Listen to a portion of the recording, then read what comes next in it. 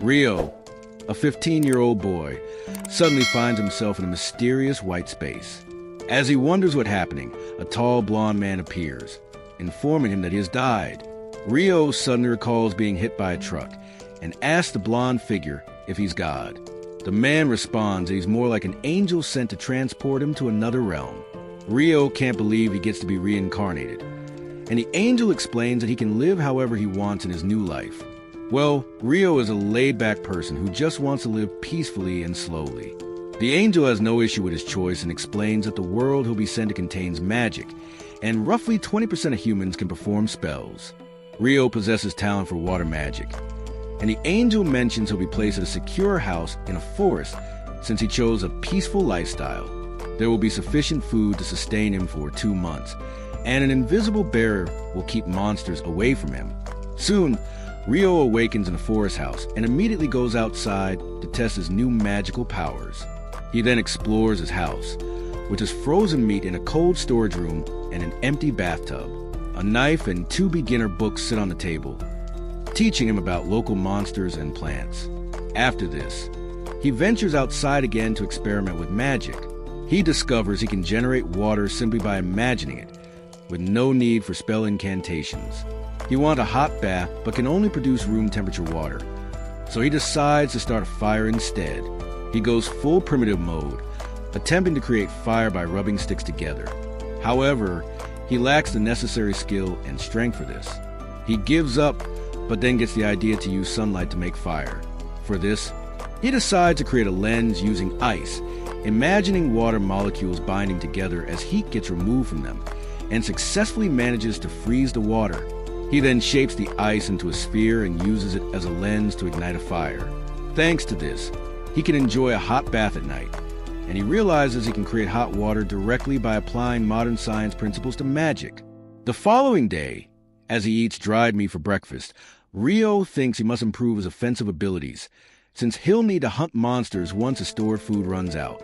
He begins by practicing shooting a water ball at a tree. Even though he hits his target on the first try, it causes no damage. He's not discouraged and decides to shoot a high-pressure water jet, since that would have enough force. However, he can't put sufficient power into the water jet to reach the tree, and it looks like he's urinating from his hand. Rio feels like giving up, but then recalls the angel telling him that imagination is the key to using magic, and he can only improve through regular practice. So, Rio continues practicing shooting water jets until he can consistently hit the tree. At night, he's able to produce hot water directly. The next day, he tries creating ice crystals from thin air, since he's always dreamed of using icicle lance magic. However, shooting an icicle proves even harder than shooting water, but Rio keeps practicing it alongside his other water magic variations. Days pass and he becomes more skilled with water and ice. One day, he decides to venture into a forest to hunt for food. He explores a beautiful forest and decides to gather some herbs and call it a day. But then, he notices an angry boar glaring at him. Rio freezes in fear as the boar charges at him, barely dodging out of his way at the last second. The boar simply knocks down a tree, and Rio gathers courage to fight back. He covers the ground in front of the boar with an ice sheet, making it slip. As the boar slides toward him at high speed, Rio creates multiple sharp icicles pointing at it. At the end of the slide, the boar hits the icicles at full force and dies instantly after being turned into Swiss cheese. Rio can't believe he won. At night, he checks his monster book to find that boars are the weakest type of monsters. He then notices that even though the book covers beginner-level monsters, there are 2 special entries at the end. The first discusses dragons who are powerful enough to easily burn down entire cities, and if one spots them, he should run away immediately. The second page covers demons, who are beings of unknown origin. The book simply tells everyone to pray they never encounter a demon, because that means instant death. Rio realizes the world is vast, and he needs to become stronger quickly. So the next day, he ditches his clothes to go full jungle mode and ventures into the forest again. This time an assassin hawk attacks him, and he barely avoids its first strike. The huge bird then sends invisible wind slashes toward him. Rio realizes this monster is way beyond his level. He runs away, creating ice blocks behind him to block the wind slashes, then shoots water jets at the bird. The assassin hawk dodges everything and charges toward Rio at full speed, but he creates an ice wall at the last moment, blocking its attack. The bird loses one eye due to collision and decides to retreat this time, much to Rio's relief. However, while running from the hawk, Rio lost his sense of direction as he tries to reach his house. He suddenly discovers a glowing lake with a headless knight standing on the water's surface, along with a headless horse. Rio is stunned to see this. Then the headless knight turns its attention toward him. Fortunately, he returns home in one piece and continues exploring the forest after that, fighting stronger monsters and mastering his attack magic. At night, he goes to the lake again where the headless knight waits for him. Rio couldn't find anything about headless riders or Dullahans in the book, and he wonders if it's because they're high-level monsters or if they're not considered monsters at all. However, none of that matters because he's here to spar against it. Rio attacks a headless knight with an ice sword, but he can't manage to land a single hit. He keeps getting struck instead, but blocks them all with an ice shield. He eventually gets exhausted and falls to the ground, but the headless knight doesn't attack him because it's actually training him. As he gets up, the headless knight approaches him holding a small crystal knife. The knight coats the knife in water and then freezes it, turning it into an ice sword. It gives the sword to Rio, who realizes the headless knight is asking him to master this technique. Soon after, Rio runs into the assassin hawk he fought earlier, but this time it has evolved into a stronger version of itself, though it also lost its sight. The evolved hawk sends wind slashes at Rio, who creates ice walls to block them instantly. He barely manages to avoid getting hit by the attacks that tear through his shields because they're much stronger than last time. Rio is forced to run away, and he can only block the hawk's attacks. The hawk suddenly speeds toward him, and Rio somehow stops his attack by stacking multiple ice shields in front of him. He tries to hit the hawk with icicles, but that doesn't work either. Then the hawk uses a sonic attack to immediately cancel his ice shields. Rio realizes he's in trouble now, but then the hawk shocks him both figuratively and literally by attacking him with a thunderbolt. The monster swoops toward him to finish things, but Rio manages to pull out his crystal sword and parry its attack. He can even slash away the invisible wind attacks sent by the bird, and when it swoops toward him again, he manages to stab it through the chest. The hawk falls to the ground, and Rio walks toward it. He realizes that he just met the monster twice, but they develop a really strong bond. He thanks the hawk for motivating him to grow stronger, then pulls out the sword to let it bleed to death peacefully. Rio then begins heading home, but to his surprise, a dragon arrives there. He figures it's going to be his last day in this world. But surprisingly, the dragon starts communicating with him through telepathy. The dragon asks if he saw a black hawk and Rio panics, thinking he might have killed the dragon's servant. Luckily, the dragon seems pretty relaxed about it and even compliments Rio on his achievement. He then points out that the weapon he's carrying is quite rare because it's the sword of the Fairy King. Rio can't believe that and decides to learn more about the world from a friendly dragon who introduces himself as Wen. They talk all day, but in the evening, the dragon gets called home and tells Rio they might meet again someday. On the other hand, after a few weeks, Rio starts craving seafood.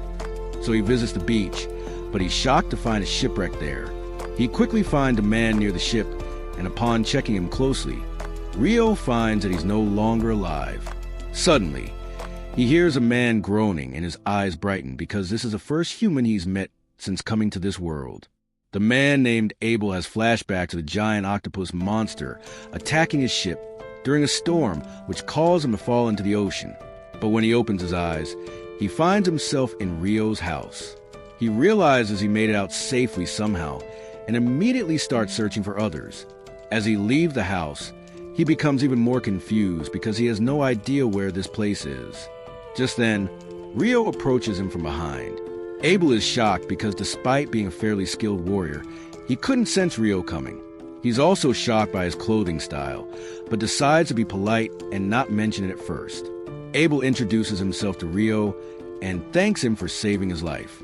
Rio replies that he could only save him, and everyone else was already dead when he found them. Abel tells him not to worry about those guys because they were smugglers. But before he can elaborate, his stomach starts growling. Rio tells him they can talk over a meal and leads him inside, where Abel quickly brings up the topic of his clothes. Rio tells him he has no other clothes and no fabric to make new ones, and Abel tells him to just buy some. He immediately stops, thinking Rio must be too poor to afford buying clothes. But Rio lessens his guilt by telling him there are no people living in this area besides him. Abel then asks Rio if he hunts for food, and he confirms. Next, he asks if he uses a knife for that, but Rio shows off his water magic, saying he does most of his hunting using magic. Abel is impressed because only half the people in the world can use magic, and he's among the other half that can't. That's surprising news to Rio because the angel told him only 20% of people can use magic. Anyway, Abel asks him to take him to the shore because he needs to confirm something. On the way, he tells Rio to let him take the front lines if they run into any danger. Rio replies that it's not necessary, but Abel insists because he doesn't want to be the one being saved all the time.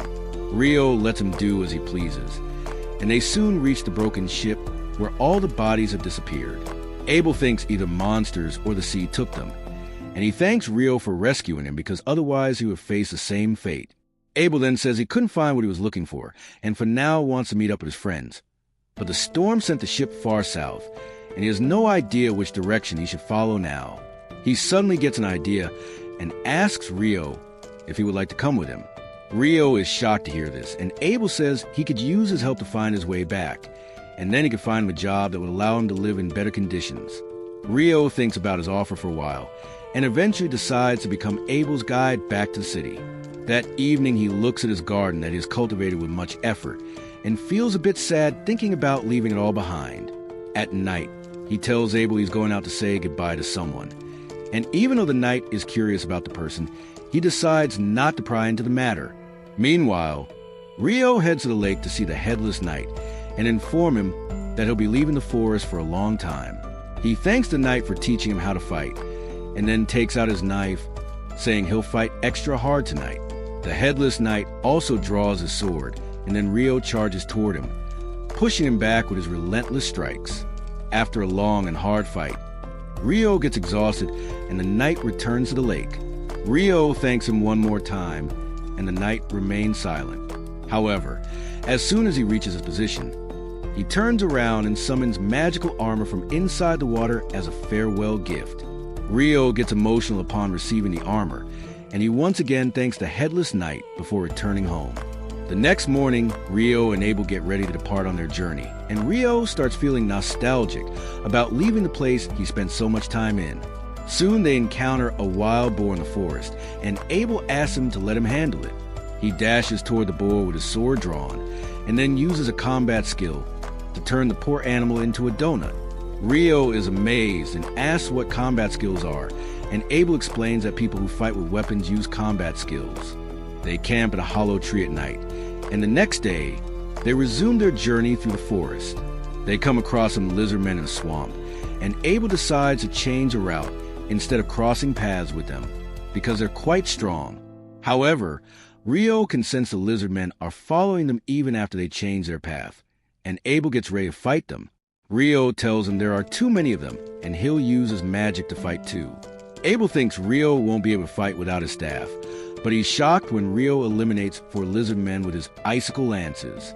After the fight ends, Abel asks Rio about the spell he just used. He replies it's just a regular icicle lance, but Abel tells him his wind mage friends can only cast one attack at a time when they use magic, but he summoned 4 icicle lances at once. Rio tells him it must be a problem with wind magic, because this is pretty normal for water magic. Abel decides not to think about it too much, and says they should continue their journey. But before that, Rio creates 2 glasses using ice and summons water in them. Abel notices he used a different incantation this time, and Rio covers it up by saying he must have heard it wrong the last time. After that, Abel gives Rio a coin, and he excitedly says this is the first time he's seeing money. Abel is dumbfounded because he always thought Rio was poor, but he never imagined him to be this poor. He then starts telling Rio there are 3 major countries in the Central Plains that include the Kingdom of Nightlay, the Debui Empire, and the Handaloo Federation. Rio starts throwing shade at the Debui Empire, because he doesn't like the name. While he keeps talking about the stupid name, they reach a vast clearing. Suddenly, they notice a rock near them move on its own, and Abel quickly slashes it in half. Rio also puts up a water shield to block the stone speeding toward them, and Abel realizes they just walked into a nest of rock golems. Rio asks if golems aren't more humanoid in shape, but Abel decides to deal with them before answering the question.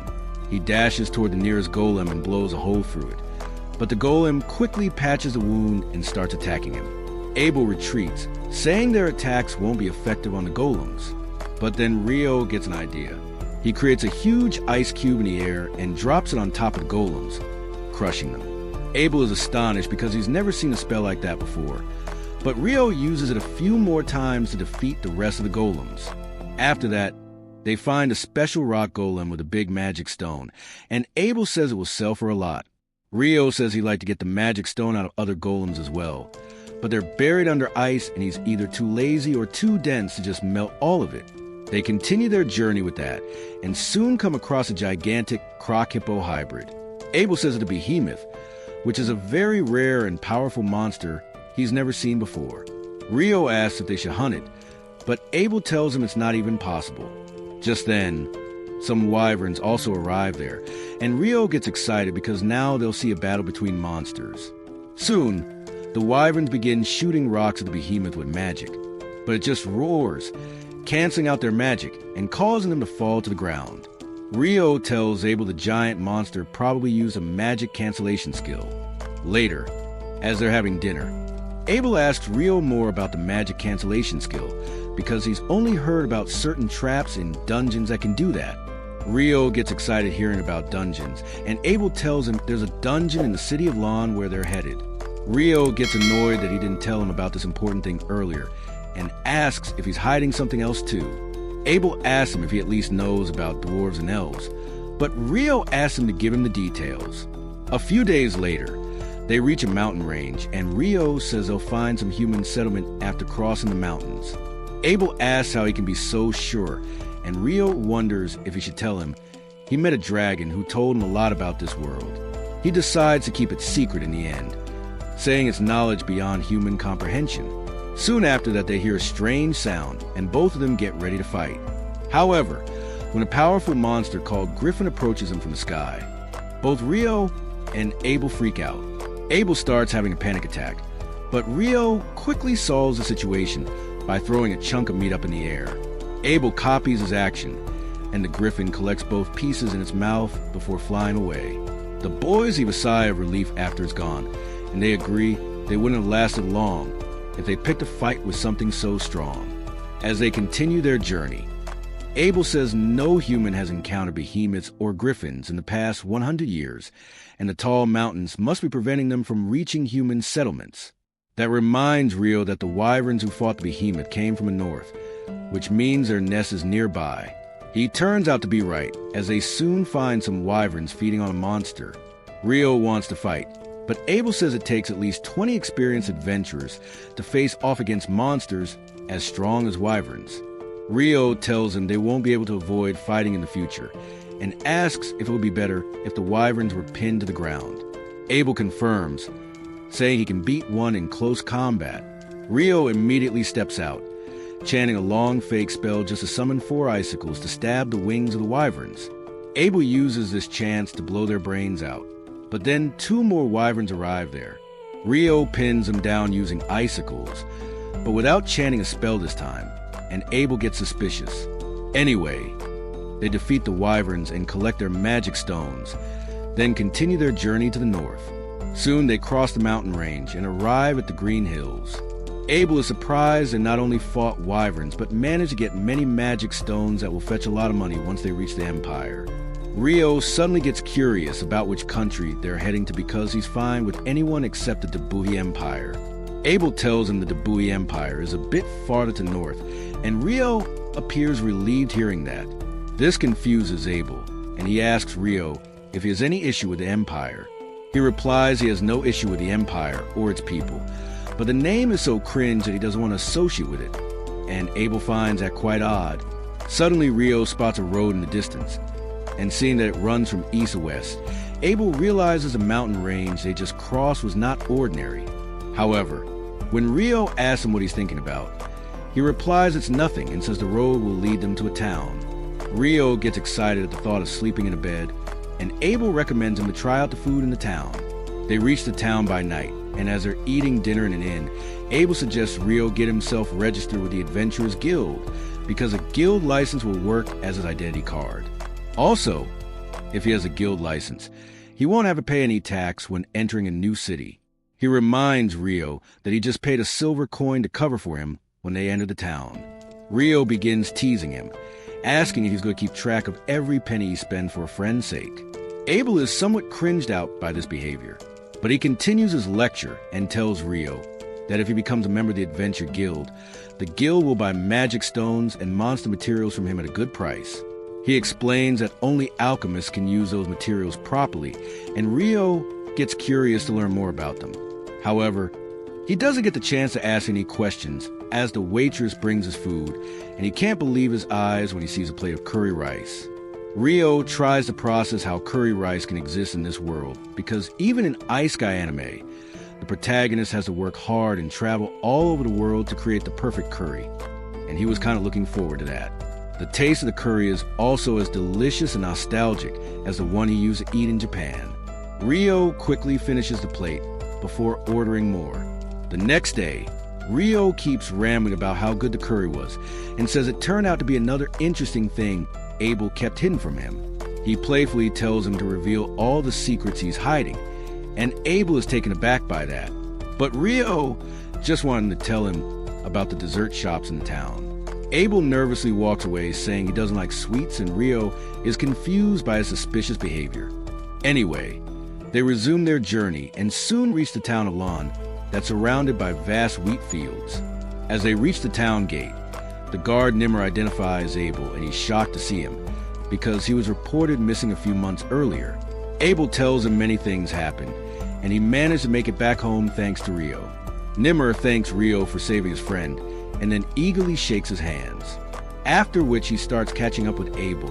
Once they're inside the town, Abel tells Rio they should head straight to the guild because with him there, Rio can rank up immediately at the time of registration. He explains that usually newbie adventurers are assigned F rank when they register, but if an adventurer ranked B or above can put in a good word for them, they can rise up to D rank immediately. They soon reach the guild, and everyone there is pleasantly surprised to see Abel again. They surround him like he's some kind of celebrity, and Rio is happy that Abel has so many people who care about him.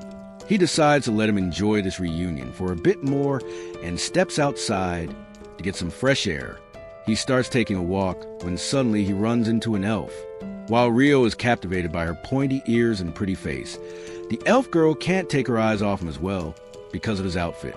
She recognizes it's a fairy king's coat and says he must like Rio a lot to give him such a gift. Rio can't even understand what she means. Then the elf girl tells him she's in a hurry today, but she hopes to meet him again someday. Rio just stands there bewildered when Abel comes outside to find him and tells him to come back in. He then introduces Rio to all his friends as the guy who saved his life. Everyone thanks Rio for saving Abel, and he starts enjoying all the attention he's getting. After that, Abel takes Rio to the front desk and asks the receptionist to register him as a D-rank adventurer on his recommendation. The receptionist is shocked to hear this because no one from Abel's party has ever recommended anyone before. He replies that Rio is a very special case. The receptionist says Rio will still need to show proof of his strength before getting a rank up, and Abel says he wants to talk to the guild master about that directly. The receptionist tells him and Abel to wait for a while. Soon the dramatic guild master Hugh comes running as he hears Abel has returned. Abel then introduces him to Rio and says he wants him to take the rank up exam. Hugh replies they'll need to test his strength for that, and Abel replies that Rio is stronger than him, which the guild master finds really hard to believe. To prove his point, Abel shows Hugh all the magic stones they collected from the wyverns, and he loses his mind. He says the amount of magic stones there means they've hunted enough wyverns that could destroy an entire country. Abel tells him he doesn't need to worry about a monster attack because they hunted the wyverns south of the Malefic Mountains. Rio is curious if the name of the mountain is significant somehow, and Hugh says he hasn't heard of any person who has crossed a malefic mountain safely. He claims they're so dangerous that even the highest-ranking adventurers don't go there without a very compelling reason. He can't believe that Rio and Abel are the first people in history to achieve this feat. He immediately agrees to increase Rio's rank without taking a test. Just then, Abel's party barges into the room, and they're really emotional because they thought they would never see him again. The guild master decides to let them catch up with their friend while he takes Rio outside to register. Rio follows him, but Abel asks him to wait at the receptionist's desk after he's done because he wants to show him a special place. After that, Hugh leads Rio to his office while telling him that Abel's party, the Crimson Sword, is one of their strongest and most popular parties.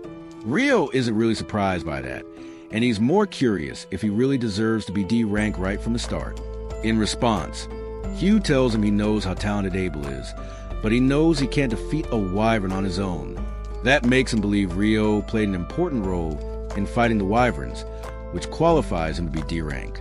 Just then, the receptionist comes to the office with the equipment needed to formally register Rio as an adventurer, and Hugh leaves it to her because he has too much paperwork to handle. The receptionist, Nina, starts by introducing herself and then begins asking basic interview questions.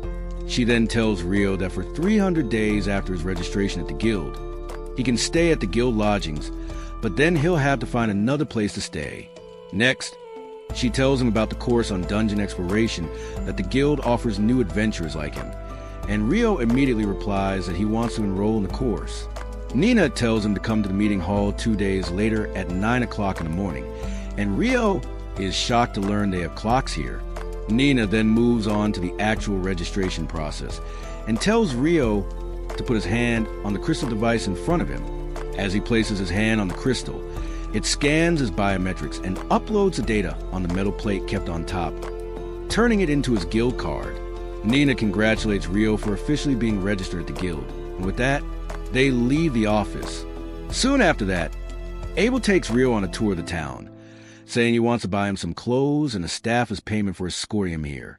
Rio is glad to receive the clothes, but he's curious about the staff.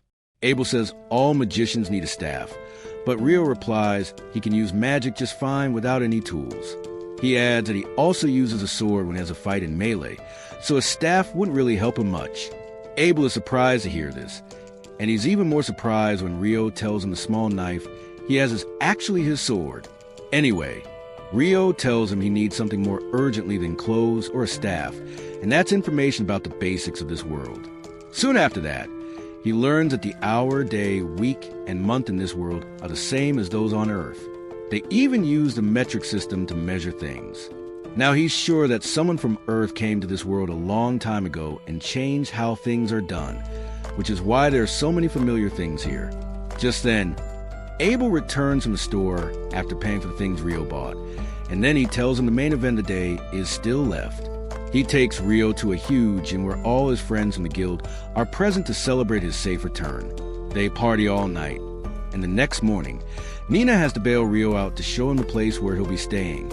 She takes him to a room where 2 newbie adventurers are already staying, and the brown-haired guy introduces himself as Niels and the blonde dude as Ito. They welcome him to their room, and once Nina leaves, Niels starts talking about how much he likes her. Ito tells him to stop dreaming of women outside his league. Then he starts making small talk with Rio about how things are at the guild lodging. Suddenly, Nina returns to the room with another newly registered adventurer who nervously introduces himself as Ammon, and the 4 boys soon start a bond with each other. A few days after that, Rio and Ammon complete their crash course on dungeon exploration for dummies, and their teacher tells them they're going to enter the first level of a dungeon in the afternoon. Ammon is visibly tense about going into a dungeon, but Rio tells him to chill out because if he gets worked up now, he'll be tired by the time they reach the dungeon. The instructor then asks if anyone has any questions, and Rio asks him if there's a way to instantly travel to the floors they cleared before. The instructor is impressed by the question, because only experienced adventurers know about that. He says there are some dungeons in the south that have the feature to instantly travel between checkpoints, but there's nothing like that in Lon's dungeon. After that, the instructor leads all the students to the dungeon that's in the middle of the city. He explains the city was actually built around the dungeon, and every few years, the monster population in the dungeon suddenly increases, and sometimes the monsters reach the surface. He explains the walls around the dungeon protect the civilians from the monsters, but then assures the newbies there's no chance of a great monster wave right now. Soon they reach the first floor of the dungeon, which is a safe zone without monsters. The instructor tells everyone they're free to explore the first floor, but they need to stay close to the entrance. Rio and Ammon team up, and soon Rio senses a monster approaching them. He tells Ammon to strike the monster while he holds it in place, and the boy nervously draws his sword. A few moments later, a monster ant arrives there, and Rio immediately identifies it as a soldier ant from the book he read. He tells Ammon to strike the neck of the monster while he stops it using icicle lances. Rio completely pins the monster to the ground, and Ammon easily cuts off its neck, scoring his first kill. He's overjoyed at this, and Rio extracts the ant's magic stone as a trophy for their first successful monster hunt. Later, they have dinner with their roommates who want to celebrate their first dungeon trip, and they're quite impressed they managed to take down a soldier ant. Ammon says he only dealt the finishing blow, and Rio did most of the work by holding the ant down. He then says he wants to go to the dungeon again tomorrow, but he's worried about going alone. Rio offers a tag-along, because he also wants to explore the dungeon a bit more, since he's concerned about finding a monster on the first floor, even when the instructor said there were no monsters there. Ito adds that he's also heard about soldier ants coming to the second and first floor lately, and the boys are confused about the reason. Just then Abel arrives there and says it's because soldier ants can dig their way up, and the boys freak out seeing the most famous adventurer in the town up close. Rio, however, is casual as usual with his friend, and then Abel asks the boys to take care of him because he lacks common sense. Neil suddenly stands up at attention and introduces himself to Abel, saying he's his idol and wants to become a famous adventurer like him someday. He requests to shake his hand, and Abel obliges, telling him to work hard but make sure survival is his first priority. Rio then asks Abel what he's doing here so late, and he replies he just got back from his recent mission. Just then his party arrives there, and the girls are mad he came here instead of reporting to the guild master. He tells them he was just guiding some beginners who needed help, but the mage Lin tells the warrior Warren to take him away. The big guy carries Abel on his back as he screams like a baby, and then Lin starts staring at Rio with jealous eyes. He gets a bit nervous and asks what she wants, but then the priestess Leia tells her to snap out of it before apologizing to Rio for the disturbance. As they go away, Ito and Neil start fanboying after them, but Rio doesn't understand what they find impressive about that group of buffoons. Meanwhile, Leia tells Lin it wasn't nice of her to stare at Rio, but she replies she was just curious because Abel keeps praising his magic skills. Leia admits she's curious too, but Abel tells them they'll soon see Rio's true skills. The next day, Rio and Ammon go to the dungeon again, and this time they face some monster dogs while Rio holds the dogs down using icicle lances. Ammon proves to be a decent swordsman as well and takes down a couple of them. As they take a break after that, Rio remarks that Ammon's sword fighting style reminds him of Abel, and he explains his teacher was an old man named Kira who learned sword fighting from a big school in the capital. Rio assumes Abel must have learned from the same school, and he sees potential in Ammon to become quite strong as well. Ammon is impressed by his knowledge of swordplay even though he's just a mage, and Rio tells him he practiced with a mentor but developed his own sword style. He then remarks that Ammon's style seems very exhausting, but it's also very safe, and he just needs to work on his stamina. He tells Ammon that Abel used to practice his form first thing in the morning during their travels, and that just shows even the most talented people need to work hard. Ammon feels motivated hearing that, and decides to work hard to become stronger, and Rio is pleased by his response. The next day, Rio visits the library, and it's much bigger than his expectations. Anyway, he asks the librarian to show him to the alchemy section, and she shows him where books for beginners are kept. However, there are too many options that overwhelm Rio, so he decides to take a break outside. Suddenly, the city turns dark as a total solar eclipse occurs, and Rio stares at it. Just 1 second later, he realizes something is odd, and all the people around him have vanished. The atmosphere itself feels different, and then suddenly he feels an attack coming from behind. He's fast enough to react in time, blocking the powerful fire blast using a wall of ice. He wonders who attacked him, and then sees a badass demon woman coming toward him. She's quite amused to see a human in her space, and decides to have fun defeating him. Rio realizes he's facing a demon now, and he's quite sure she's the strongest being he's ever seen in this world. He wants to run away from her, but feels he won't be able to escape this strange space no matter what he tries. So he decides to fight back. He immediately summons dozens of ice shields right before the demon woman attacks, blocking her massive firestorm. She abruptly changes her attack, shooting an invisible wind bullet that pierces Rio's shields, but gets blocked by his armor. The demon can't process how human armor can block against her attack. But as she looks closely, she finds that Rio is wearing the Fairy King's robe. She realizes he must be an impressive mage to have such gear and power to block her attacks. So she decides to cut him down using her sword instead of magic. Rio also draws his ice sword and blocks her attack.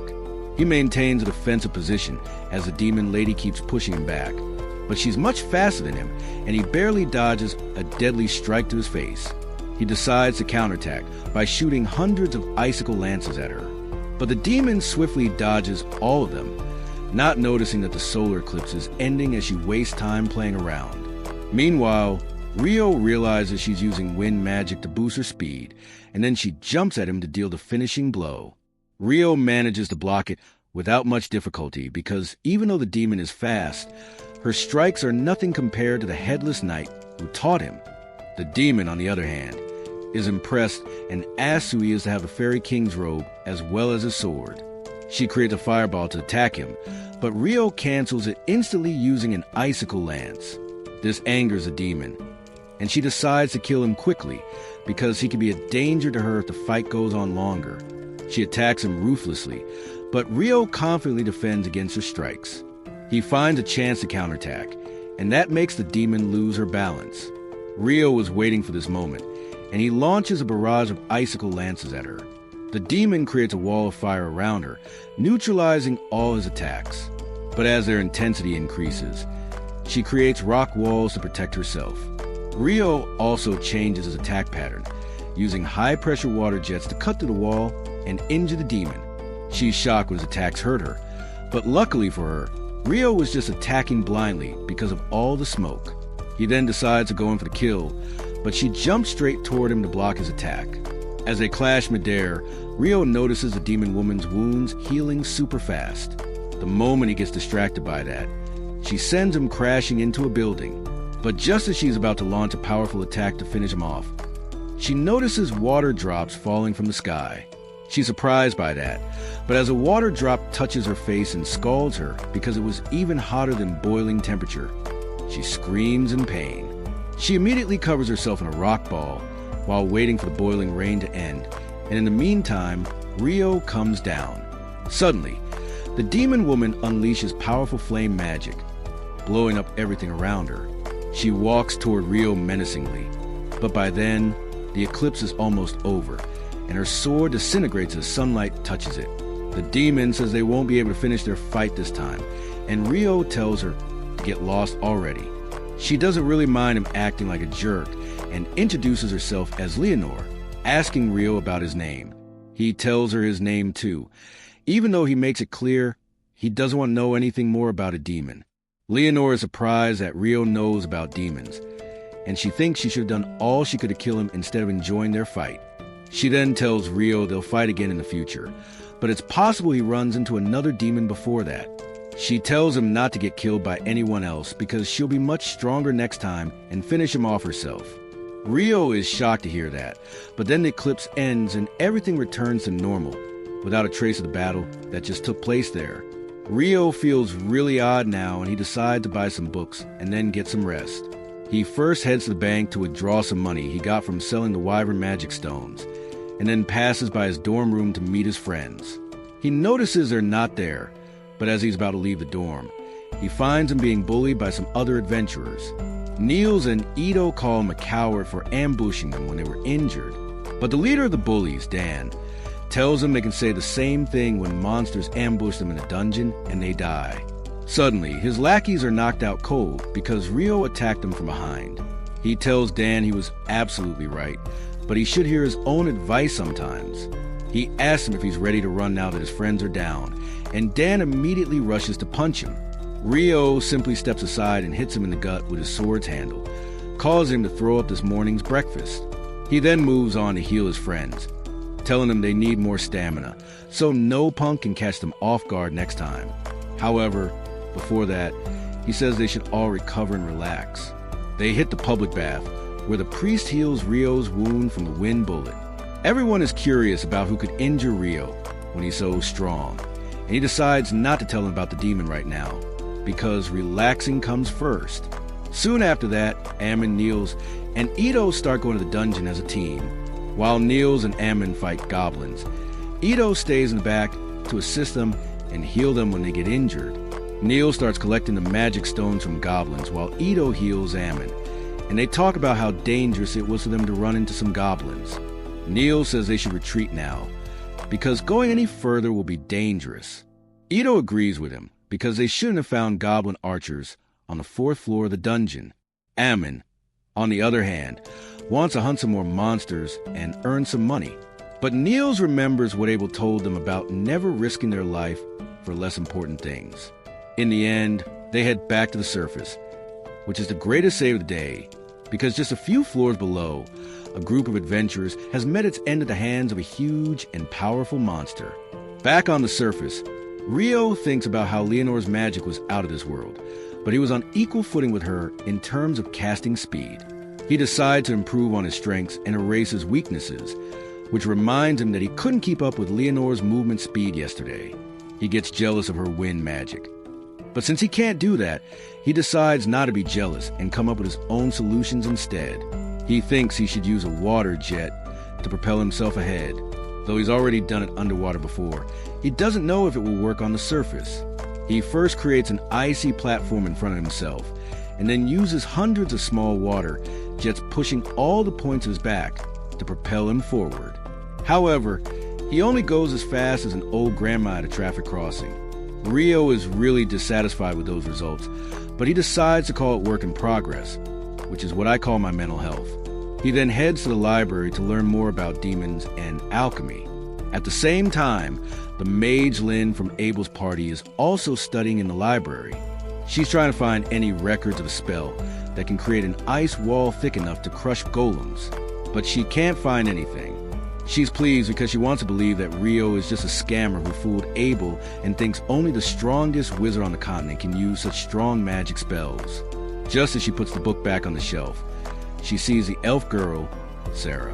The two girls exchange greetings and make small talk before Sarah remembers she has to get back to her group.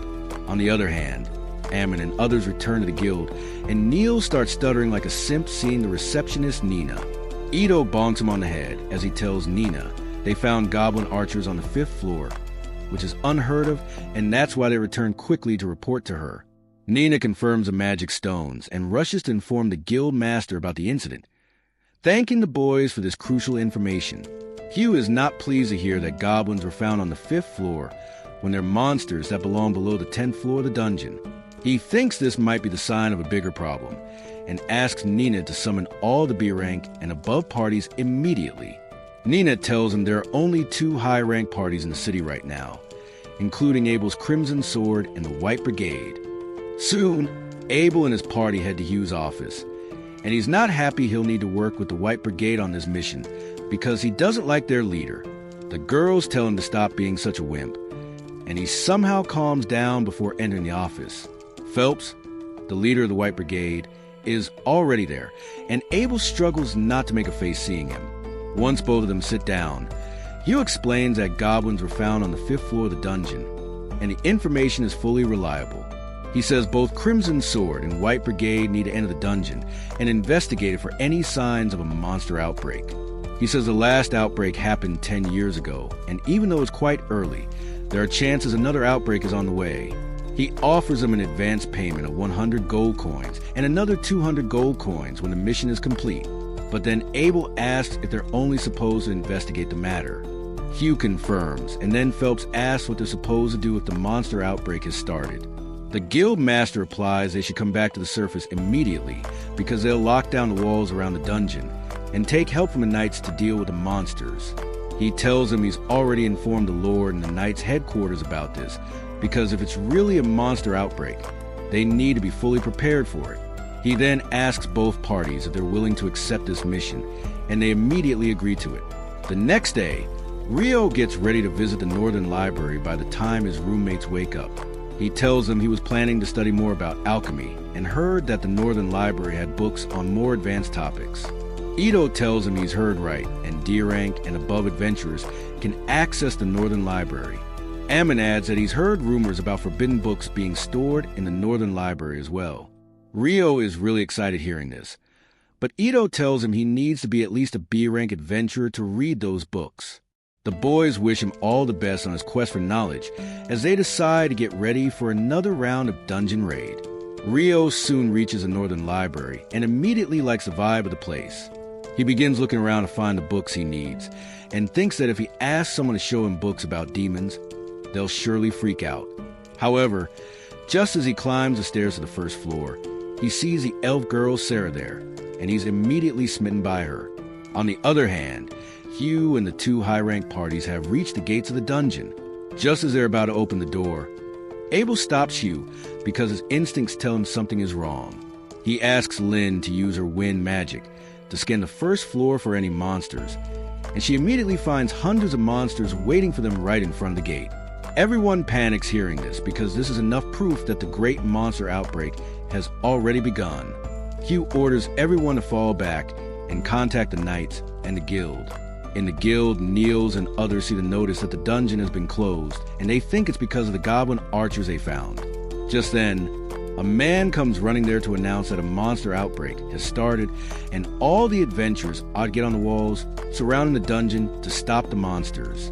On the other side, Rio and Sarah have been staring at each other while all this happened. Then she finally says they meet again. They introduce themselves, and then Sarah asks if he's looking for anything special. Rio almost blurts out that he's looking into demons, but covers it up and says he wants to learn alchemy to create golems. Sarah's impressed by his ambition because creating golems is not easy, but she tells him there are no books that deal particularly with that. However, she asks him to follow her because she can tell him which books will help him the most, as she knows almost everything about this library. They start talking about books and adventuring on the way, and Sarah reveals she's the sole member of a B-rank adventurer party called Wind.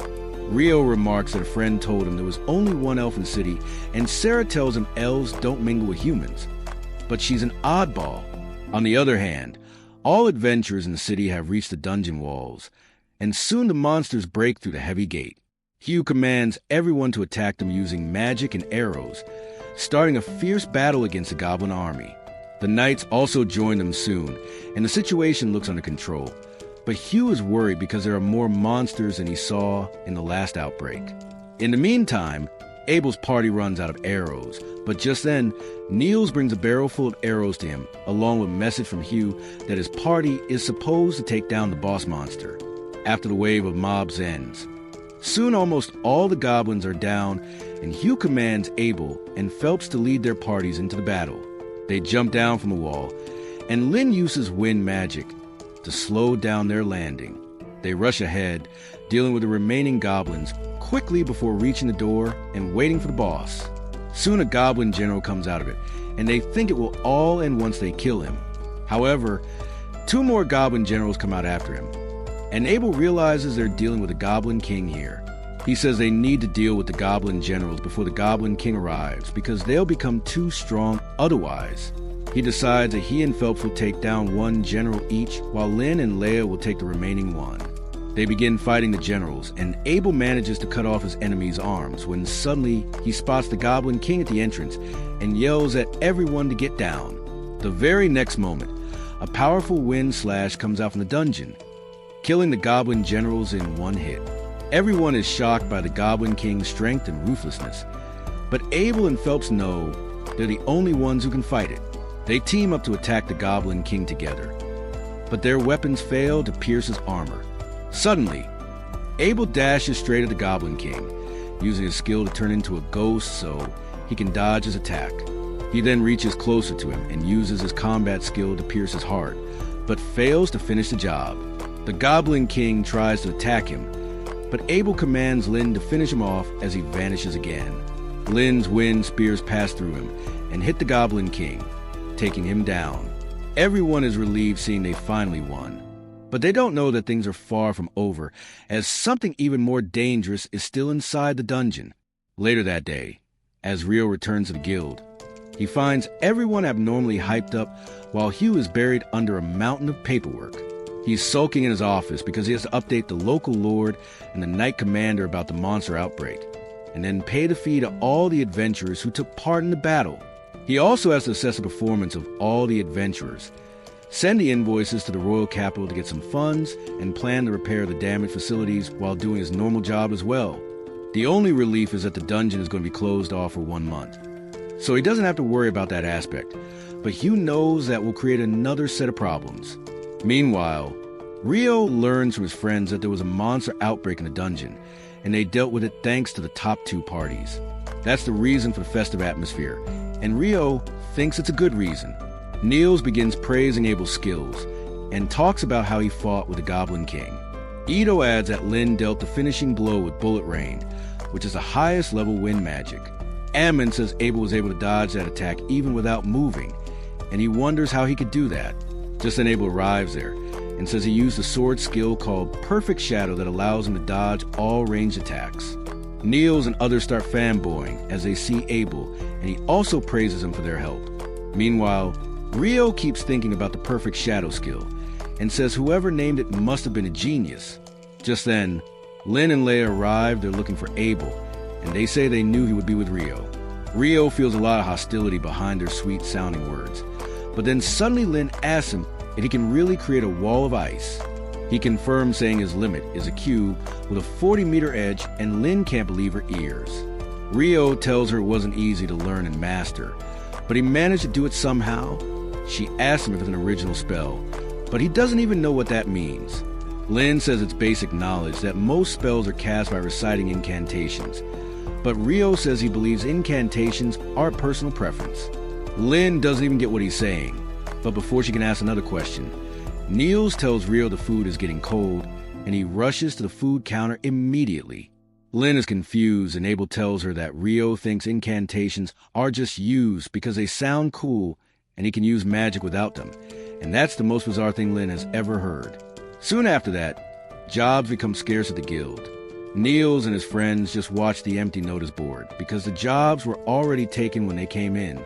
Just then, Rio also arrives there, and he learns about how the job market has been struggling ever since the dungeon got shut temporarily.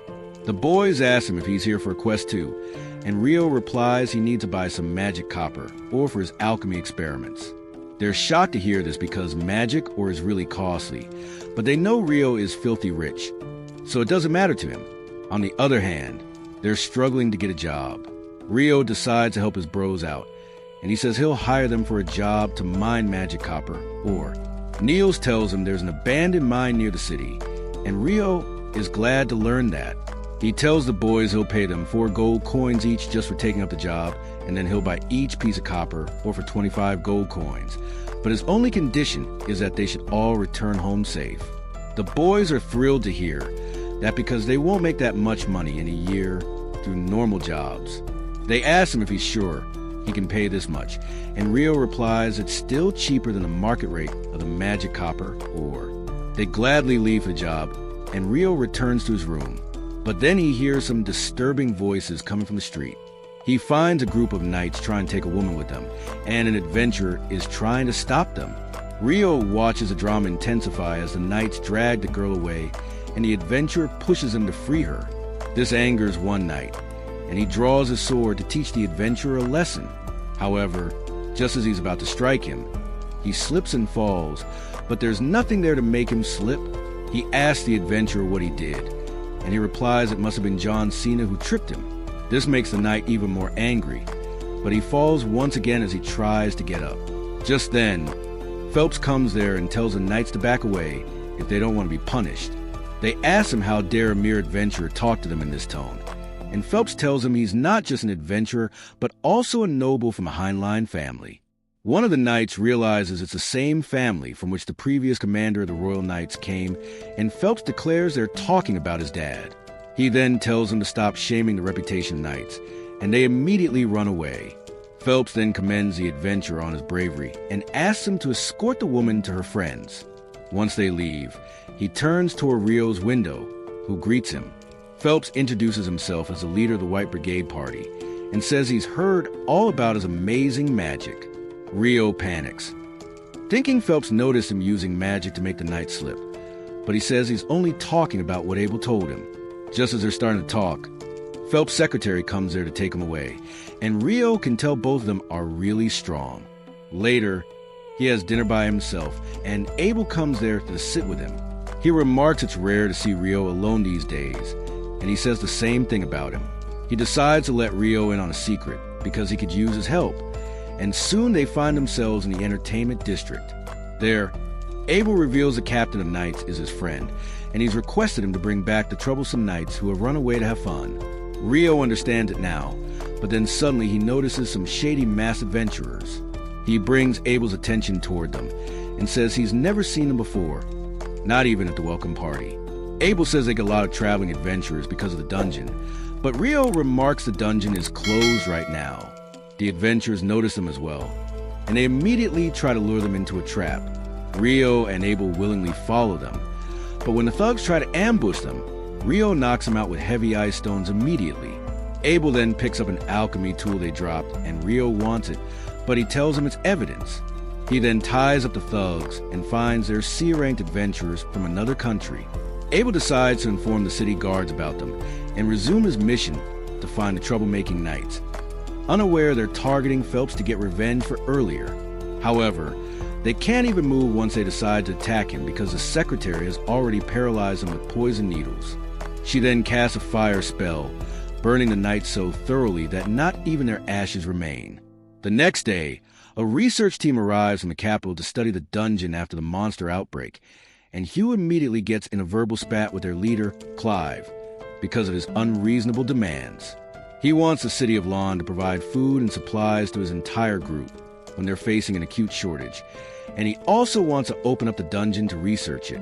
Hugh tells him it's stupid to open the dungeon so soon after an outbreak, but Clive tells him he's got full authority from a newly appointed Minister of Dungeon Exploration.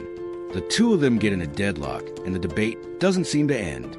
So, the wise old maid decides to intervene. He first tells Hugh they'll handle the food issue next time, and this time, the city can accommodate them. As for opening the dungeon, Clive says Hugh has no choice, but he decides to put one condition of his own. He says if the city or its citizens are harmed by opening the dungeon, it will be the responsibility of the ministry. Clive gets furious hearing his demand, but Hugh makes it clear he won't open the dungeon gate until he agrees with it. The old mage convinces Clive to accept the condition, and then says they'll hire some skilled adventurers as their guards for this mission. On the other hand, Rio visits the inn where Abel and his party stay to see if they serve better food than the guild lodgings. However, just as he's about to enter, a girl runs out the door and asks him to take her to the Adventurer Guild because she has an urgent message to deliver. Rio is quite hungry, but he decides to help the girl who delivers the letter to Abel. His teacher from the royal capital has sent it, asking him to help the research party that's being sent to explore the dungeon. Abel isn't sure about that because many years ago, a powerful A-rank party went into a dungeon shortly after an outbreak, and they never returned. Rio tells him he should decline the request in that case, and he decides to go back to the inn to have lunch. Meanwhile, the girl introduces herself as Natalie, a novice mage from a family of reputed water magic users. Lynn immediately asks her if she's heard of a spell to cast ice wall high up in the air, and she replies she has not, but she's only starting to learn magic.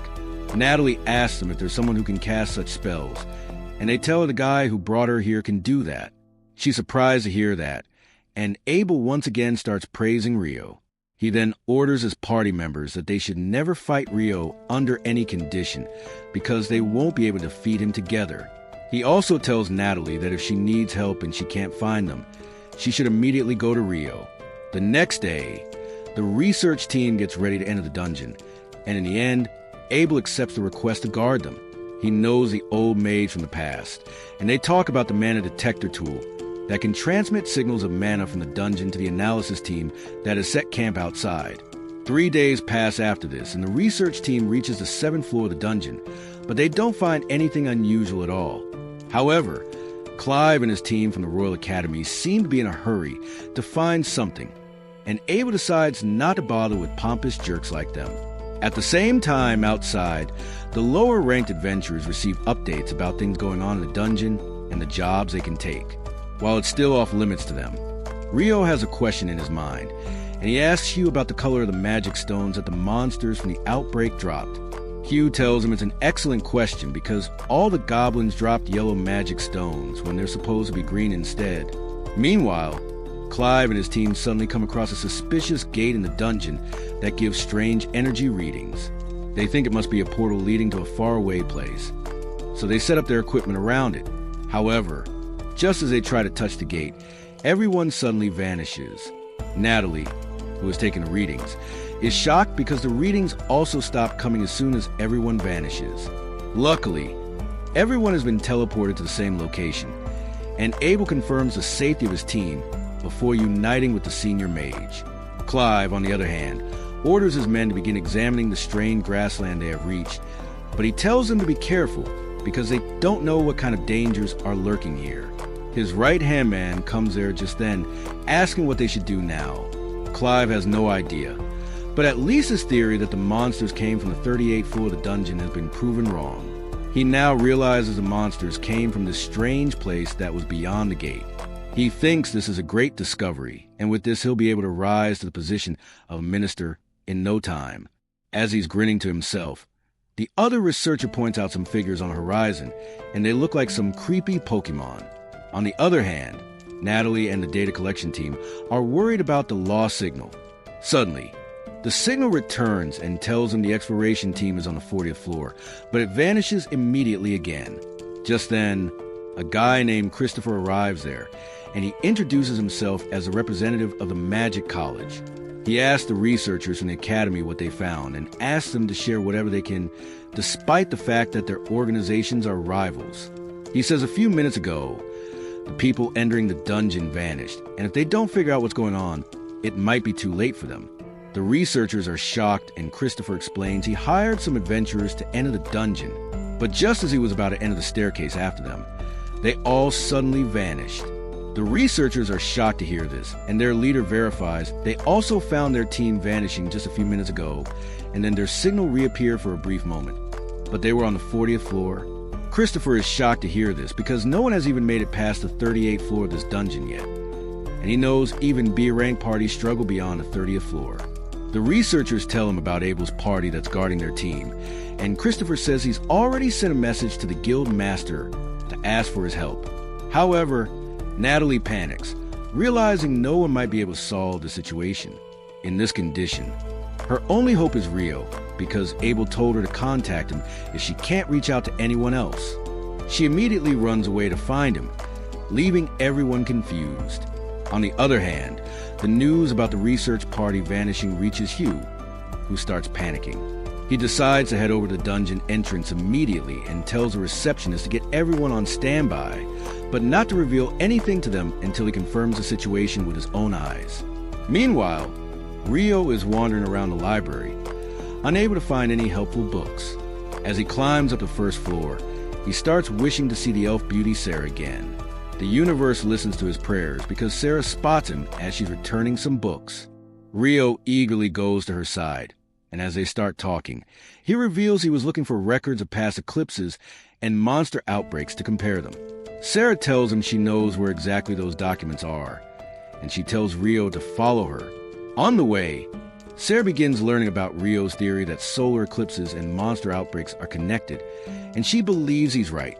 She's lived long enough to see there's always been a solar eclipse before a dungeon outbreak, but she's never seen a total solar eclipse like the one that happened a couple days ago. She says she's tried researching this topic before, but she's curious about why Rio made that connection. He gets nervous because he can't tell her he fought a demon in the middle of the eclipse, so he decides to change the topic. He asks Sarah about the colors of the magic stones they find from monsters and the factors that affect it. She lets him change the topic and says the main factor is the age of the monster. Rio replies he learned that from Abel during their travels, and then says he's curious about the yellow-colored magic stones that were found from the monsters during the outbreak. Sarah's confused hearing that because only recently born monsters have pale magic stones, and she was suspecting it was the old and powerful monsters of the dungeon that come out during the outbreak. Rio agrees with her because the weaker goblins are a different story, but goblin generals and the Goblin King can't leave the dungeon just after they have spawned. He thinks it seems unnatural, but creating such a huge horde of monsters artificially would require a ridiculous amount of mana. Sarah says she once read some records about the magic stones extracted from a previous monster outbreak being pale yellow as well, and asks Rio if he wants to see the old and damaged records. He's glad to take up the offer, and Sarah leads him to a lesser-known part of the library. Meanwhile, inside the dungeon, Abel is still discussing the teleportation incident with the senior mage. No one is sure where they are, but the senior mage asks the researcher if their tools are working properly in this place. He verifies the mana detector tool is still working, and he thinks the data collection team knows about their situation, so they can send help soon. The senior mage, however, thinks help might not be able to arrive on time. He asks Leia if this place doesn't remind her of something familiar, and she puts her brain on overdrive to realize it feels a lot like being inside a sanctuary square, which is the highest level defensive magic. She tells Abel and others that only the most powerful priests can use that spell, and is considered a divine miracle that can block any attack. Abel realizes that if they're inside some kind of barrier, then they can't get out, and no one can get inside the barrier to help them either. The mage agrees with him, and Leia says that they can't find where the barrier ends. It must be massive. Abel thinks the situation just got a lot worse, and he asks Lynn to use her wind magic to detect if any monsters are near. She obeys his command and uses her spell to find a group of around 1,000 humans nearby, and along with them she senses about 50 creatures she's never seen before. Abel and the mage think the 1,000 humans must be Clive and his group, and they decide to meet with them because they don't know about the creatures they're with. On the other hand, Hugh reaches a dungeon entrance and meets with Christopher and the researchers. He loses all hope as he hears the research team has been found on the 40th floor, because even if he sends all the adventurers in town, they won't be able to rescue them. Christopher also says he can't risk going into the dungeon now, and Hugh agrees with his decision. In this situation, he can only pray that Abel and others are safe wherever they are. Meanwhile, Clive and his men are not safe at all. They're under attack from unknown enemies, and while some of them hide under barriers, the rest are hunted down by balls of purple hellfire. Soon the attackers come into light, and seeing them, Clive realizes they're devils, which is a species of monsters different from demons. He's only read about them in books, but he knows how scary they can be. However, the adventurers who are not under protection of the barriers decide to fight the devils, and they get destroyed quickly. By the time Abel and others reach there, only Clive and a handful of his men are alive. Leia and the senior mage identify the devils, and they panic because devils are said to be monsters immune to magic and much stronger than humans. She thinks they can't win against them, but the mage decides to fight them without worrying about the result. On his command, the mages launch an all-out attack on the devils, seriously injuring them. Leia is surprised to see magic actually hurting devils, and the old mage tells her it was never verified that they're immune to magic, and that was just speculation. He then tells the mages to attack the devils again, but realizes they'll run out of mana before the enemies are defeated. Just then, Abel spots a boss monster among the devils, and he realizes they need to defeat him if they want to take care of the situation for good. After a couple more rounds, the mages run out of magic, and then Abel decides to charge ahead with his party. Warren blocks the attacks of the devils, while the others manage to quickly take them down. Thanks to their teamwork, they defeat a lot of devils. But then Lynn runs out of magic power, and Leia and Warren have to cover for her. Abel notices only 6 devils are left, but the boss monster is among them. Leia remarks he might be a demon prince who will awaken into a demon lord one day. Abel asks if she's sure, and she tells him different colored eyes are a symbol of demon princes, and only heroes have been able to defeat them in the past. Abel decides to take his chances and walks ahead, telling Leia he plans to defeat all other devils even if he can't take down the boss. He tells Leia not to lose hope because miracles can always happen, and then the demons start attacking him.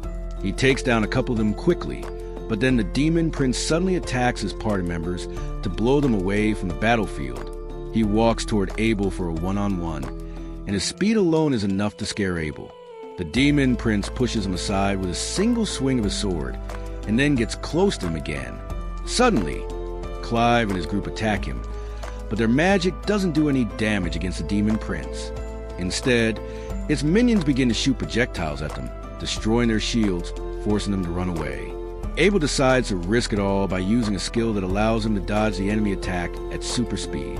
He manages to parry the demon prince's sword and get a chance to attack him, but the demon prince dodges it and strikes his shoulder. Abel falls to the ground, unable to move, and the demon prince lifts up his sword to finish him. Leia cries out in fear of losing Abel, but then suddenly Rio arrives to save the day, breaking through the roof of the 40th floor. Everyone is surprised to see him, and Rio asks Abel if he's injured. He makes a couple jokes about it and says they should return home because everyone is worried about him. Abel, still unable to believe that Rio came to rescue him, says they can't return because of the strong enemy in front of them. Rio says he'll deal with it.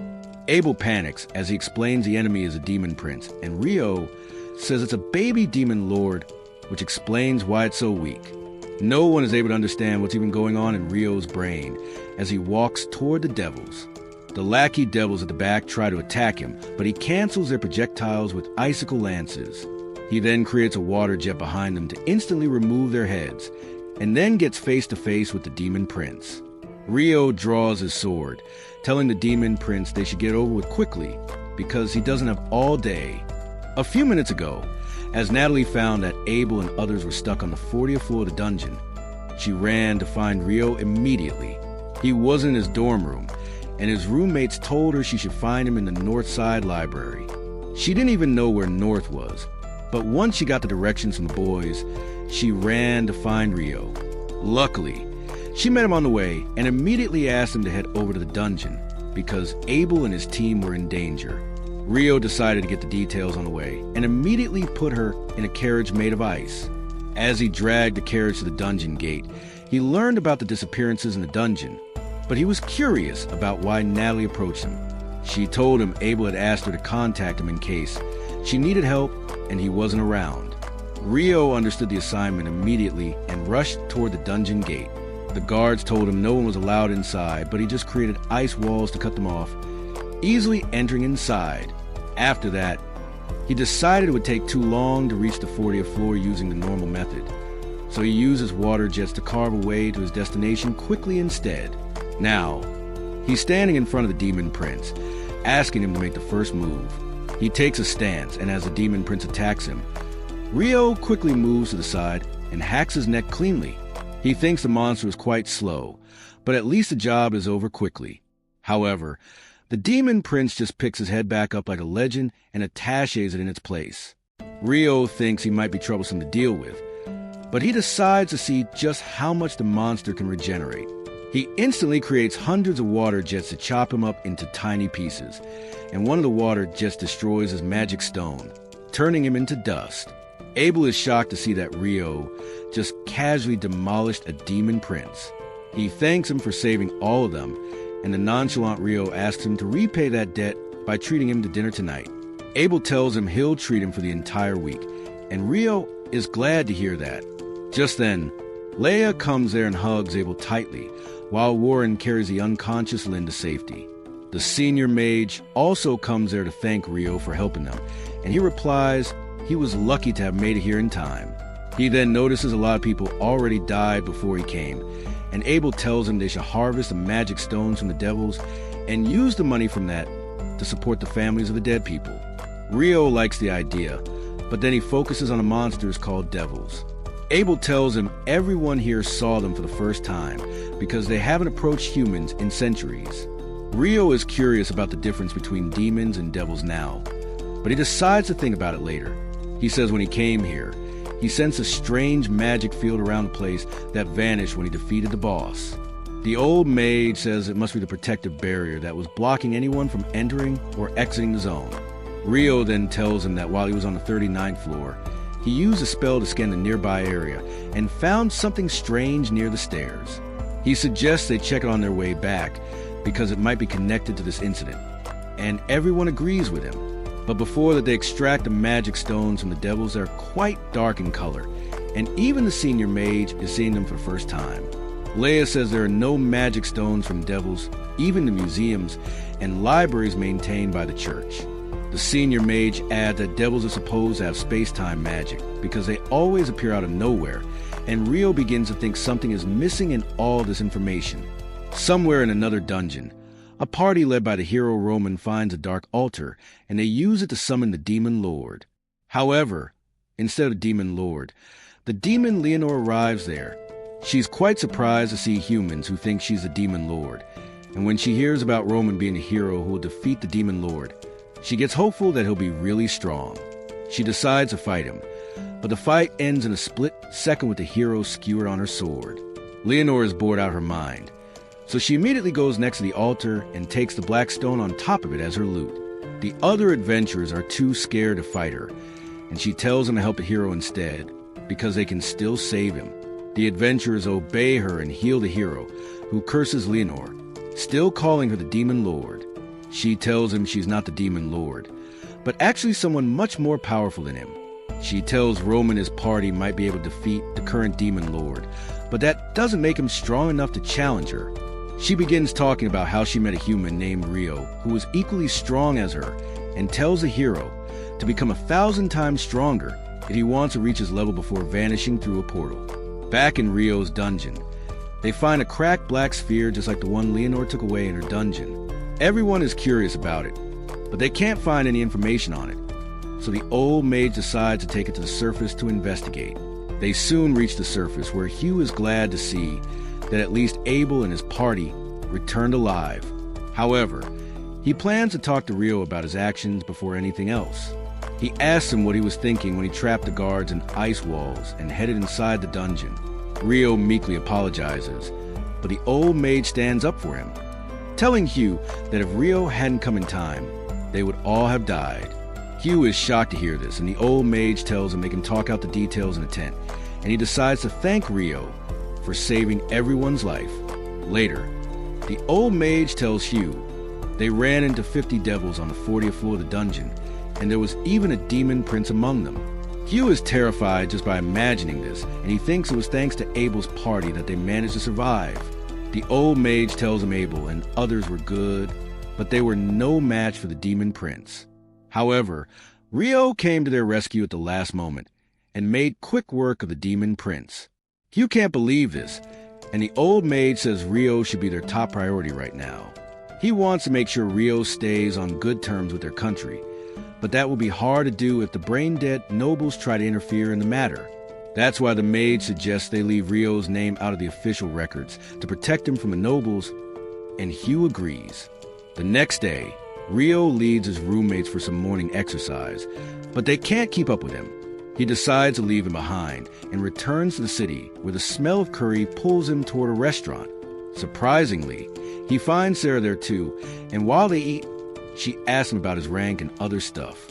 Once they're done eating, Rio asks Sarah why she never comes to the guild when she's an adventurer, and she tells him she's currently working as a swordsmanship instructor for the local knights, so she doesn't need to deal with the guild.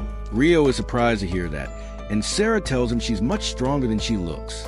She then asks him to join her for a sparring session if he's free later, and Rio accepts the offer because he was left a bit unsatisfied after his battle with the demon prince yesterday. They both go to the knights' barracks and take their stance, and then Sarah charges at him. Rio can barely keep up with her speed, but he manages to block her attacks and even attempt to counter. Sarah's really impressed by him because no one in the knights can manage to do that, and she decides to become serious with him. She attacks him with even greater speed in round 2, and this time Rio can't even block her attacks properly. He keeps getting pushed back, and then Sarah snaps his sword in two. Rio accepts defeat, but then the elf beauty suddenly hugs him because she got too excited seeing someone who could keep up with her. She keeps praising him and asks where he learned to use the sword. Rio tells her the Fairy King taught him how to fight, and Sarah is really surprised to hear that because the Fairy King is more of a myth nowadays. Just then, Her maid arrives there to call her for her lessons with the local lord's grandson, and Sarah decides to take her leave. She asks the maid to take good care of Rio because he's a special person to her, and the poor girl thinks the two of them are dating. As she escorts Rio outside, a carriage stops in front of them, and it turns out to be Hugh, who's just returning from a meeting with the Lord. He tells Rio to get in because they have to talk about the incident the other day, and Rio gets nervous that he'll be scolded. However, Hugh tells him the old mage fill him in on the details, and he can overlook his actions this time. However, as a nominal punishment for breaking the rules, he tells Rio he'll have to take a mandatory quest from the guild and escort some merchants to another city. A few days later, Neil suddenly approaches Rio in their dorm room and formally asks for his help. Rio wants to know what's bothering him, and Niels explains his village has put out a request for hunting monsters. He wants to take up the quest, but it's available only for D-ranked adventurers and their parties, and everyone here is E-rank or low with the exception of Rio. Niels begs Rio to form a temporary party with him so they can take on the mission, and Ammon adds they're going to face goblins and skeletons, which should not be that big of a deal. While Ito says goblins and skeletons are not even found in the same habitat, usually, Rio suddenly starts laughing because he hasn't fought skeletons in this world yet. He decides to take the quest just to face off against some skeletons, and the entire group immediately heads over to the guild. Hugh asks them if they're sure they want to take the quest because the village isn't exactly nearby, but Niels is sure he wants to go back home and help his people. Hugh then explains they've already sent 2 parties to deal with the monsters. The first one was an E-rank party, and the next one was D-rank, but both of them failed. Everyone is shocked to hear that even a D-rank party couldn't finish some goblins and skeletons, but Hugh tells them there was another issue. He explains the D-rank party reported that the villagers did not cooperate with them at all, but Niels finds that odd because the people in his village are not that hostile. Hugh decides to let the boys take the job because he's from a small village himself and understands their problems. However, he warns them the mission can be dangerous, and the priest Ito will be important to their party's success, because he's the only one who can heal them. He then says Rio has a few days left before his mandatory escort mission starts, and he can complete this quest before that. Rio and his friends head out for the village of Cagliati the next day, and they reach it pretty quickly, because their stamina has greatly increased after running each day. The villagers greet Niels and welcome him back, and Rio is somewhat surprised by that, because he was almost certain Niels was exiled from the village for being a troublemaker. While Niels is angry at his remark, he can't be mad for too long, because Rio is right about him being a troublemaker. Anyway, he leads the group to village chief Bulin, who is really glad to see him. After Niels introduces his friends to Bulin, they sit down to talk about the monster hunting quest. Bulin says things might work better this time since Niels knows the village customs, but Niels is curious about the report of the D-rank party. He asks Bulin if the villagers really did not cooperate with the D-rank party, and he begins the story from the point he first spotted skeleton monsters. He says when the E-rank party first arrived at the village, they took the fight too deep into the eastern forest where the villagers are forbidden to go. They would have been chased out by the villagers anyway, but they got injured and returned on their own. Once the D-rank party came to the villagers couldn't trust them anymore. They didn't even want to shelter the adventurers anymore, and that's why the D-rank party returned empty-handed as well. Niels fully understands the villagers' reactions, but he knows his friends can't even follow the story without some background info. However, that information is a village secret, and he tells them to wait till he gets permission from a village council to tell them about it. Later that night, they stay at Niels' house where his younger brother and sister welcome them. They talk about how Niels always wanted to become an adventurer as soon as he came of age, but unfortunately their parents died, and he stayed back to support them until they were ready to live on their own. Just then, Niels returns from his meeting with the council, and he tells his friends the council gave him permission to share the village secrets with them. He asks them to keep it secret too, and then begins explaining there are 2 special things about their village. The first one is their guardian beast that lives in the eastern forest, and Rio gets excited simply by hearing that. He begins to think the guardian beast will probably get possessed by some evil god and attack them, because that's what he's seen in anime, and then he'll have to fight it. Niels snaps him out of his delusional thoughts, and then says the second special thing about their village is the shrine. He says the village elder will show them the shrine personally tomorrow, and they should rest for the upcoming battle. The next day, Bulin takes Ryo and his group to the area where the goblins are found. Ito and Ammon find some goblin footprints, and they think a nest must be nearby. Just then, Ryo senses some goblins coming toward them, and Niels suggests they kill all of them, but leave one alive because that goblin will rush back home, and then they can wipe out the entire goblin settlement. Soon the goblins arrive at their location, and Ryo uses his ice magic to trap them. The other boys jump at the helpless goblins and take them down, sparing just one of them so he can rush back to his family. The boys follow him and find him talking to other goblins outside a cave. Ryo decides they should finish the goblins outside first, and he immediately traps them in ice, giving his friends a chance to deal the finishing blows. However, as soon as they're done with the mob, the big boss of the goblins comes out. Niels and others are terrified when they find their next opponent is a goblin general, but Ryo slams on the ground with his ice chains and then asks Niels to finish him off. Thanks to that, they're able to easily kill the goblin general and extract his magic stone before returning to the village. In the village, the elder is waiting for them, and she's happy to learn the boys have already taken care of the goblins. She asks them to follow her to the shrine, and Ito notices a strange trinket attached to her staff. Meanwhile, Ryo is busy thinking about the scenario in which the guardian beast gets possessed by an evil spirit, and he has to fight it. But Niels tells him to stop whatever thought he has in his twisted brain. As they head into the forest after that, Ito goes to the elder and asks about the trinket on her staff.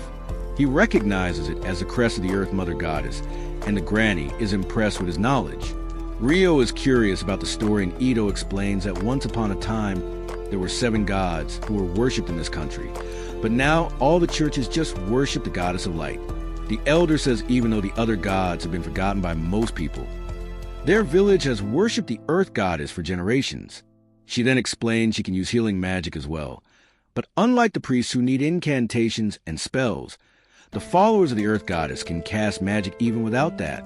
Soon they reach the cave of the guardian beast, and the elder calls him out. She tells him she's brought Niels and the adventurers who want permission to take the mission, and Ryo gets excited to see what kind of beast will come out. A huge talking wolf comes out of the cave, and Ryo is somewhat disappointed because it doesn't look corrupted and he won't get to fight it. The wolf looks at the boys and stops when his gaze reaches Ryo. He introduces himself as Kuzin before asking for Ryo's name, and that's a shock for Granny and Bulin, because the guardian beast doesn't give out his name to anyone. Kuzin says his name is quite tough to pronounce for humans, so he doesn't bother telling it to them, but he couldn't do the same with Ryo. He explains he's related to the fairies, and Ryo's presence is quite pleasant to him. This confuses Ryo, but also makes him realize the Fairy King really liked him, so there must be something special about him that attracts fairies. Anyway, he thanks the wolf for his kind words, and the wolf laughs, telling the elder she's brought a really great guest. With that, he gets to the quest and says there are 30 skeletons trapped in the shrine along with their boss, and he's been holding them back all this time. He says the boss is really powerful, and they need to deal with all the minions before getting to him. Everyone agrees to the plan, and Ito uses his light magic to make quick work of the skeletons.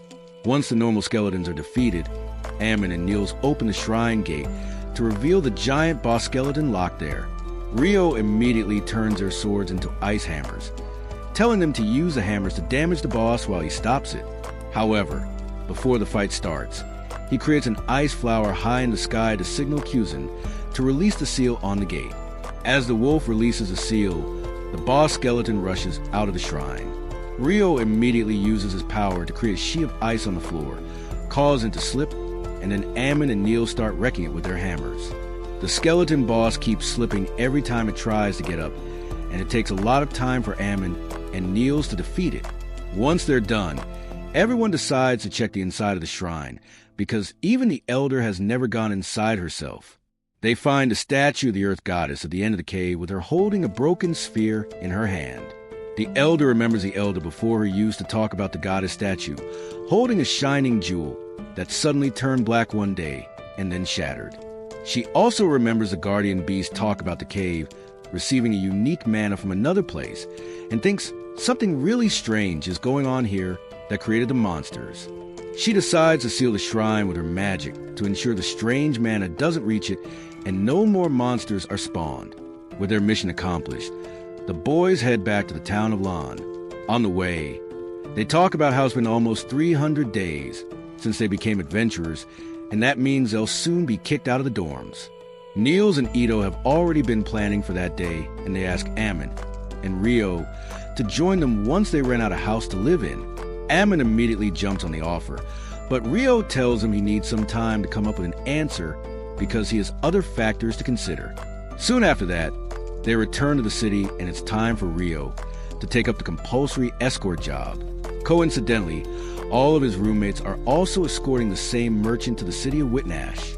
Rio is happy to travel with them, and he learns from Niels they formed a party named Room Number 10 because his smooth brain couldn't think of anything better. Ito and Ammon have already accepted that cringe name as their fate, and Rio doesn't really have an interest in that either. He starts talking with his friends about the long duration of their stay in Whitnash, and they tell him their client is actually going to take part in the Open Port Festival that's held in Whitnash every 5 years. Rio is really excited to hear about the festival, and his friends tell him there will be many things to explore there. Soon after that, their group reaches Whitnash, and their client leads them to the inn they'll all be staying at. He tells all the guards they're free to enjoy the festival for the next 10 days, and they'll head back to Lan after that. As soon as the briefing is done, Rio and Niels race toward the food stalls, and the other two boys reluctantly follow them. They enjoy the delicious street food of Whitnash, most of which seems inspired by the food of Earth.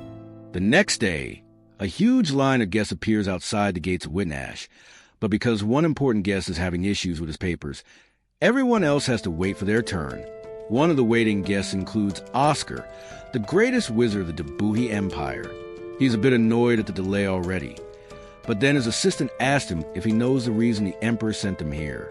Oscar isn't sure about it, but he has a theory that the Emperor sent him as well as his youngest daughter, Princess Fiona, so he could handle some nasty business without letting her know about it. The assistant understands Oscar's logic because the Emperor is a doting parent for Fiona. She's a genius when it comes to magic and is already the commander of the court mages, and the Emperor doesn't want to show his dark and ruthless side to her. Oscar believed the Emperor probably wants to wipe out some nobles who are trying to rebel against him, but he has no proof for that theory. However, he says it doesn't matter because his duty is just to guard Fiona from danger.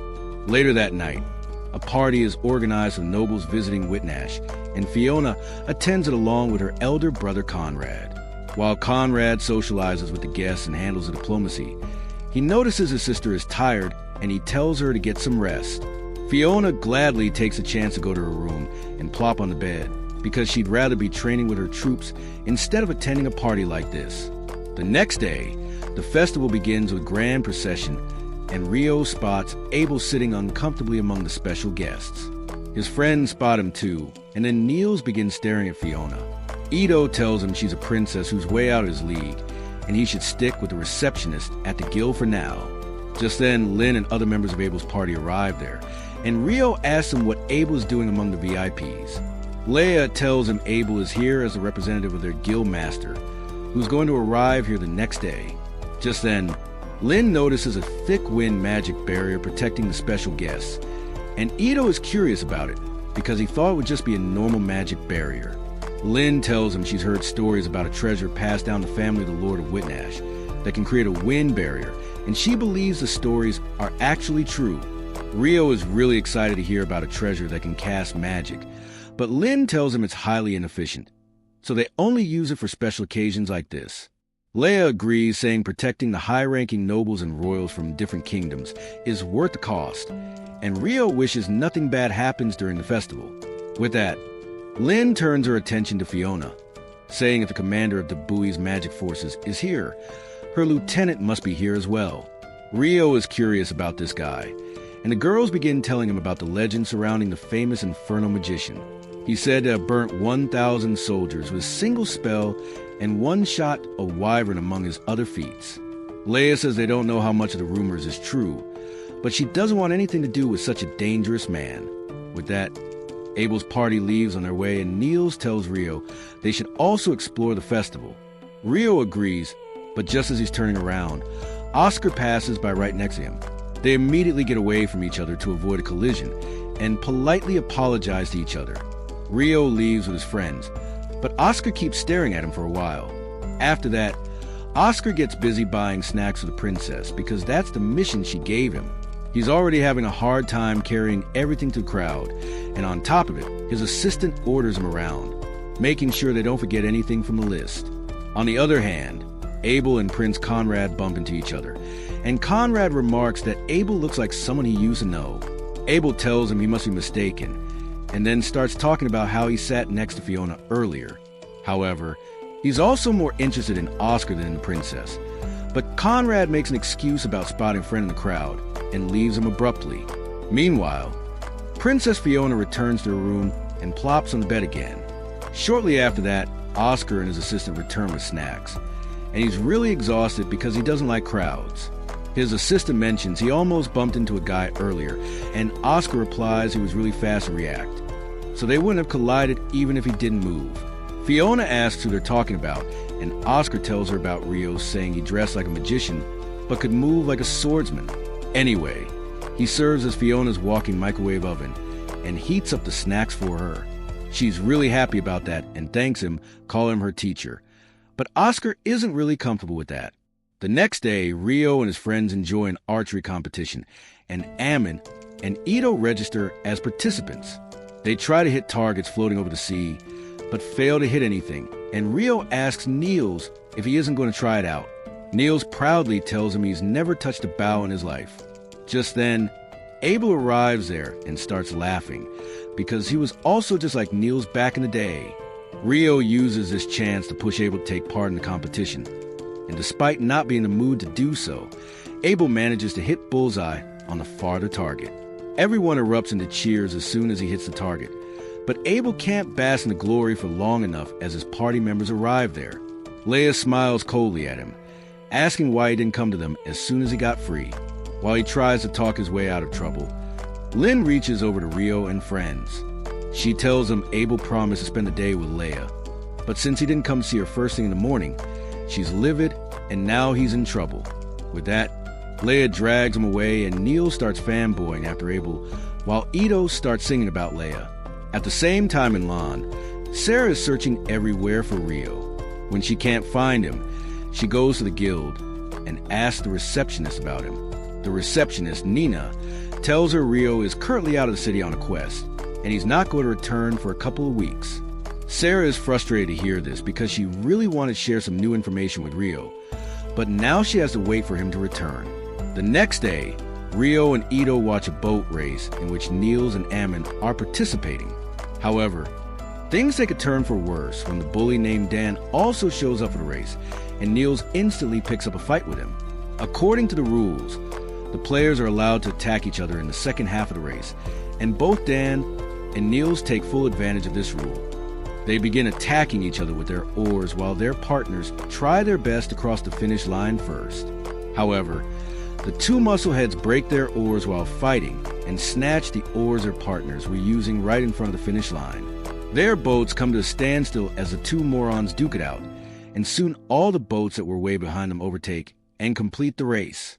Meanwhile, Niels and Dan keep fighting even after losing their weapons, and ultimately they topple their boats and fall into the water. On the positive note, they entertain the audience the most and are given a reward for it, but they start fighting over it too. The next day, Rio and his friends go to watch a futuristic ship that can run without sails or oars, and Hugh is there to explain that the super expensive ship runs using alchemy and magic stones that propel it using wind and water magic. After that, they head to a weapon shop, and Ito begins to look at some crossbows because they want to add to the combat strength of their party. Soon the shop owner comes there, and after learning that Ito wants to provide cover fire to his team from middle range, he shows him the semi-automatic crossbow that can fire arrows rapidly. Ito gladly buys the bow because it perfectly fits his needs, and then everyone returns to enjoying the festival. Later that night, Abel attends a party for the special guests as Hugh has returned home once again.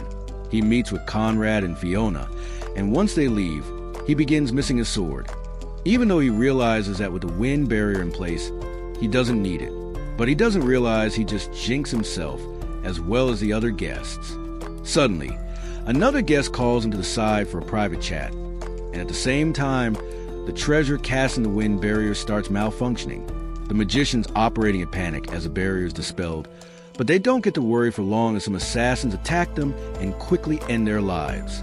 Meanwhile, Fiona also senses something is wrong, but just as she turns around, the assassins hit the garden with a powerful attack. But that's it for now. Subscribe for more.